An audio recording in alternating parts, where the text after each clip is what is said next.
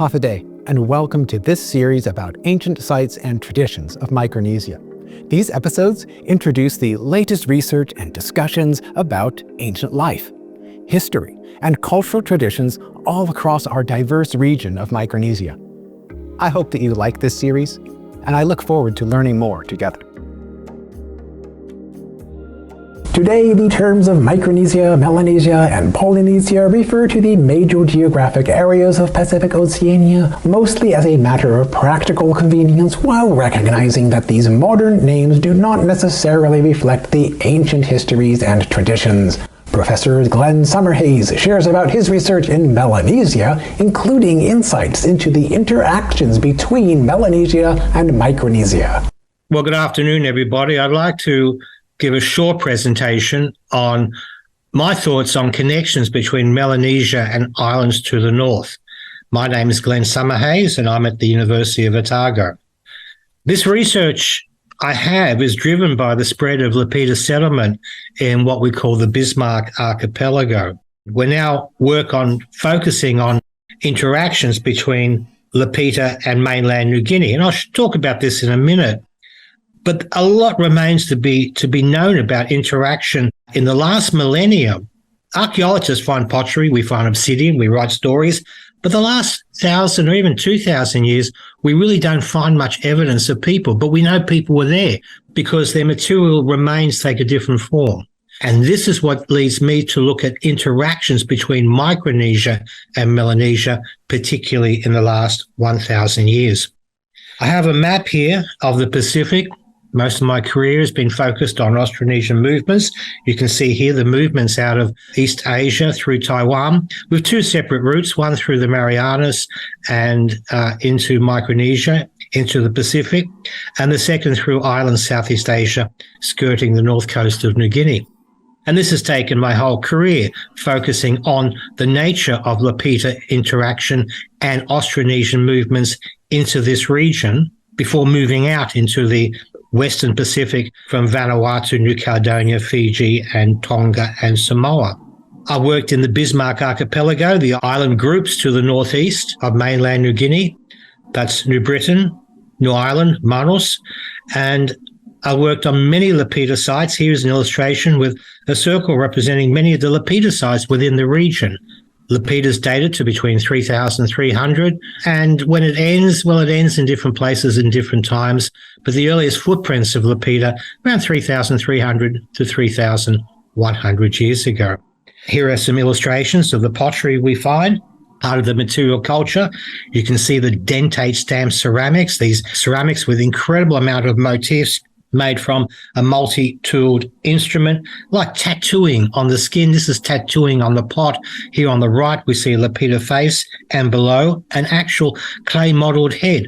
These are clan designs. These designs are found from New Guinea in the west across to Samoa in the east, over 4,000 kilometres. These Lapita designs, by the way, are only found on a small percentage of vessels, 25%.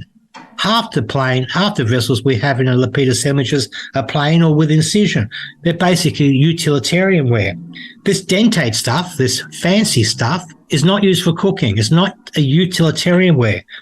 It's a social ware, a social signifier, maybe for something social, perhaps even ritual or ritual offerings. Here you can see we've got some beautiful dentate ceramics. This looks like a computer generated it. The site of Kamgot is an island on a near island group east of New Ireland. These are images from the Auaway Islands. Now, Lapita ceramics are outstanding, and they do last in the ground for thousands of years. And we have shell artifacts, shell adzes, coral abraders, beads, a whole repertoire. These are stone adzes. These are the earliest stone adzes in the Western Pacific in a Lapita associated settlement. This led me to the island of Emirau. Emirau is a small island to the north of New Ireland, very close to Musau.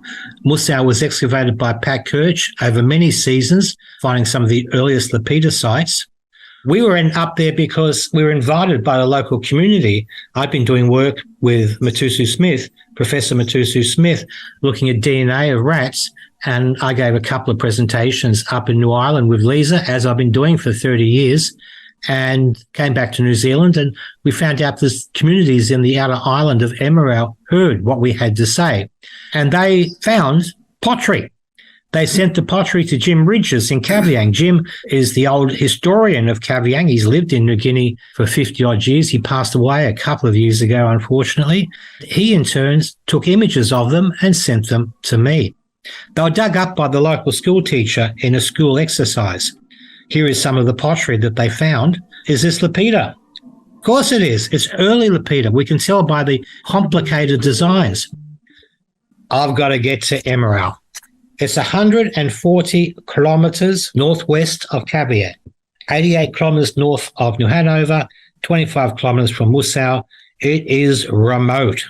It's a long way from nowhere. Here it is looking at Musau from Emirau.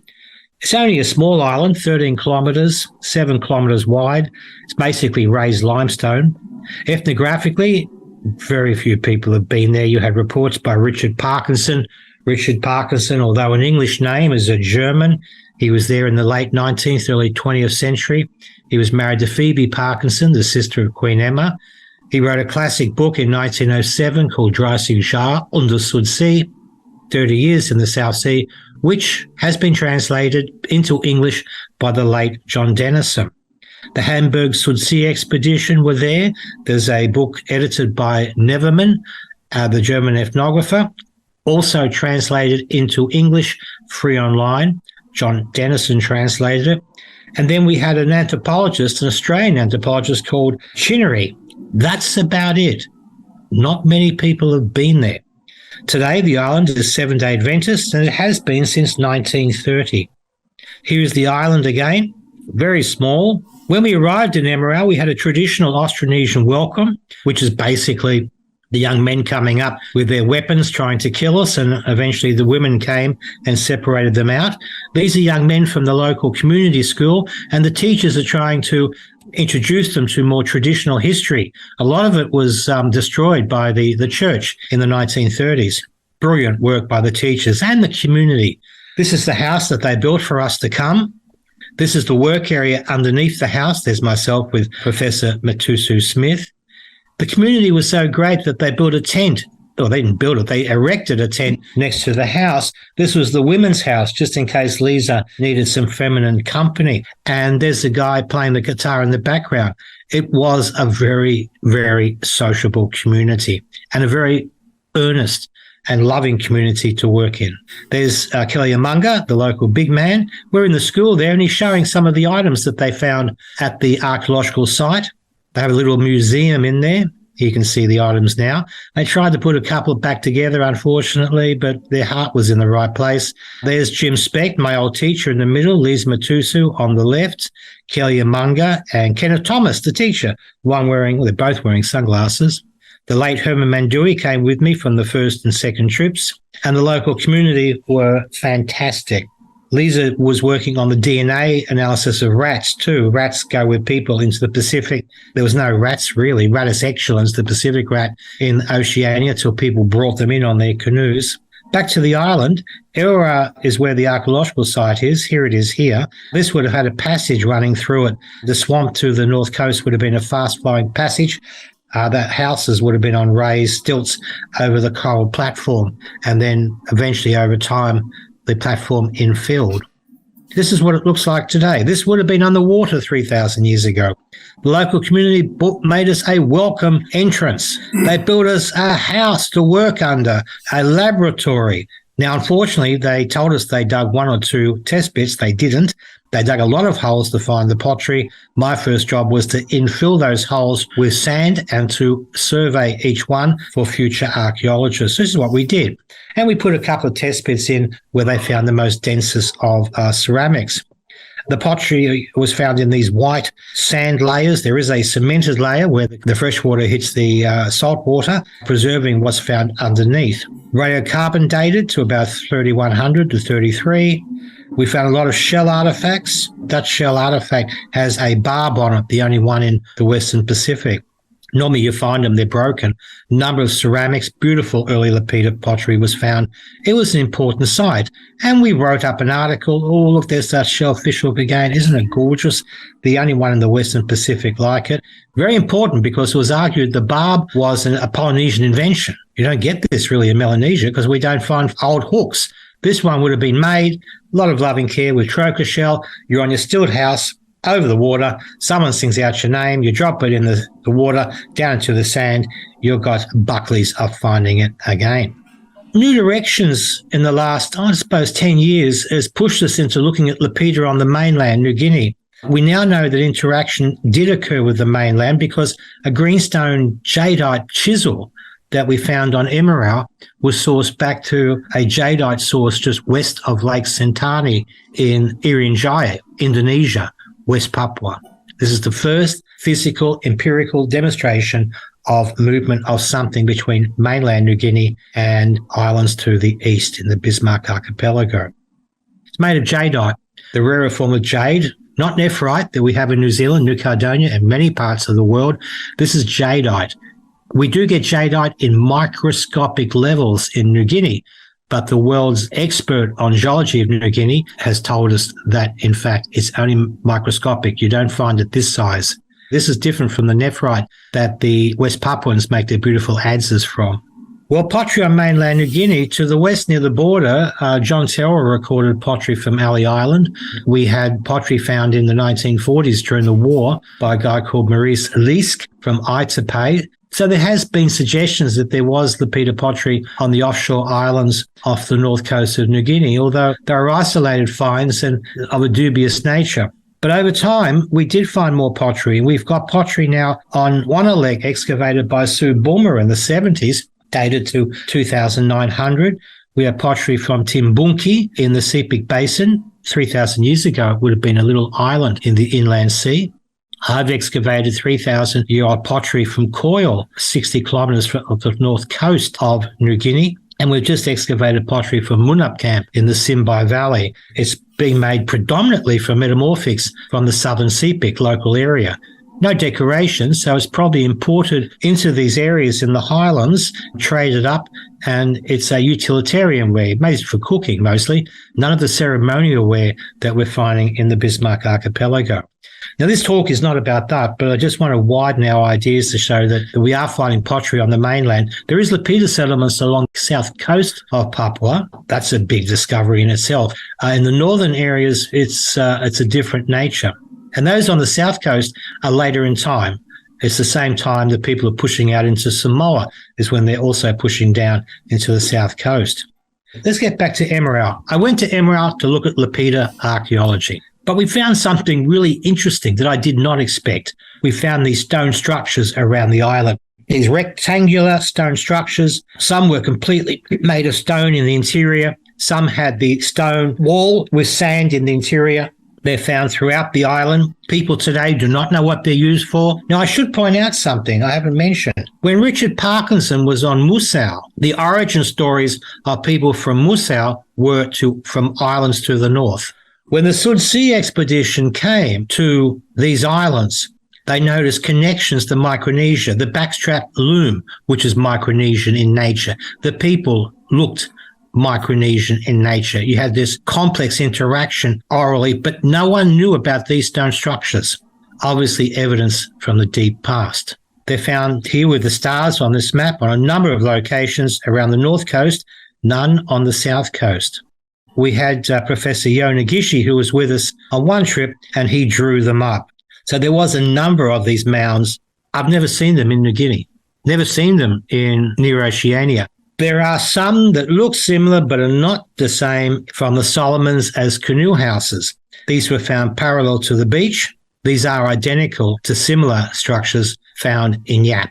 And we have no doubt that there would have been prehistoric connections between here and the islands to the north. We know that for a lot of reasons. We know there's obsidian found in Pohnpei. We'll talk about that in a minute.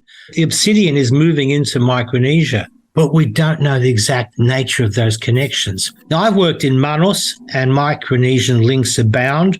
I was stuck on the island of Rambucho to the east, When we were there, I asked a lawyer, Kisakau Posman, he was the lawyer to the Prime Minister, a very prominent Papua New Guinean, about connections with Yap. And he said that there's a nursery rhyme that they learnt as a young child. And here we have it in Manusian language. But basically it meant a coconut goes to the north, floats back. It came to the island of Yap. Yap is I think a Spanish word. They would have used the original word for foreigner, or lighter skinned, as it was explained to me, and it came back. We know that there is interaction occurring, and here we see it in this nursery rhyme.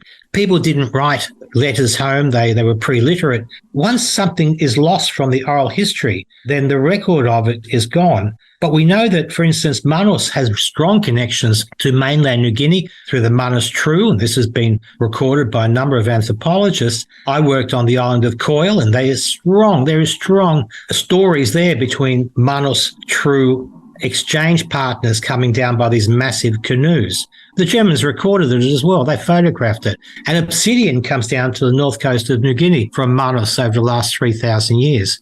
But the Manusian True, nothing's written down. This is all in some of the oral history in the men's house as well. But the Manusians also went north. And the Yapese also travelled as well.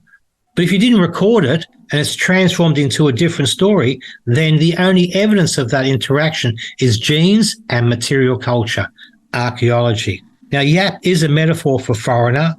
Mu and Yap joined together becomes foreigner. This nursery rhyme hints at past connections. So where are we now? The archaeology connecting Micronesia and New Guinea, there are hints of it, and these have been published in the past. Type X pottery was found in the West New Britain, Araway region, and the eastern part of New Guinea. Jim Specht and Ian Lilly argued that Type X pottery was very similar to laminated ware from Yap, and they suggested a Yapese origin. They were later uncertain in a second article, but I have no doubt that Type X is related to Yap ceramics as they suggested. Kava, Piper methysticum. Through DNA, we know it originated in Vanuatu, carried to Tonga, Samoa and Fiji by the early Lapita peoples, but it also went north to Pohnpei, Cosray, and we know that these areas were populated by Austronesian Lapita settlements probably around 2,500, 2,200 years ago. And as they moved up, they would have brought with them Piper methysticum. It's still drunk in these areas today. You have kava in two areas in Papua New Guinea. You have it drunk today in Madang, and you have it drunk in Manus. There is connections between Manus and Madang in oral histories and stories, and indeed people who float down by boats where the engine breaks down comes in around the Madang area. So here we have Type X pottery connections. We have kava, obsidian, that black volcanic glass only found in a couple of areas, or originated from a couple of areas with a rhyolitic base in New Guinea. We have it up in the Admiralty Islands is an obsidian source, and West New Britain. We get Manus Island obsidian going all the way across to Pohnpei. Bill Ayres, professor at Oregon, found this decades ago, but we have known about it for decades, this movement of obsidian across from Manus across into central Micronesia, areas to the north across.